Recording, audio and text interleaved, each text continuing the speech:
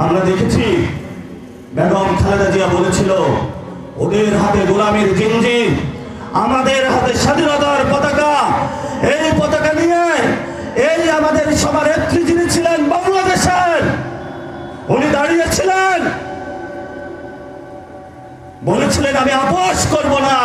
তারই সন্তান মায়ের ছবি ব্যবহার করে আজকে জনগণের সামনে গিয়ে বলে আমি সংস্কার করব না। এটা স্পষ্ট জাতির সাথে একটি প্রতারণা। বাংলাদেশের মানুষ এই প্রতারণার বিরুদ্ধে নতুন করে রাজপথে নেমে যদি বাংলাদেশে বিএনপি সংস্কার বাস্তবায়ন না করে, এই বিএনপির সরকারের পতন বাংলাদেশে ইনশাআল্লাহ হবে। সেই প্রত্যয় নিয়ে আমরা মাঠে নেমেছি।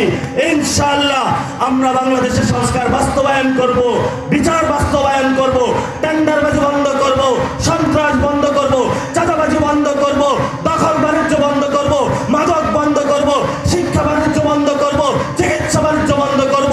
আমাদের আবু সাঈদের যে স্বপ্নের বাংলাদেশ, সেই স্বপ্নের বাংলাদেশ ইনশাআল্লাহ আমরা প্রতিষ্ঠা করব। এই দাবি নিয়ে আপনাদের কাছে এসেছি। কাজটা হচ্ছে জিয়াউর রহমানের ছেলের হাত দিয়ে। এর চেয়ে দুর্ভাগ্যজনক বাংলাদেশে কোনো ঘটনা আর হইতে পারে না।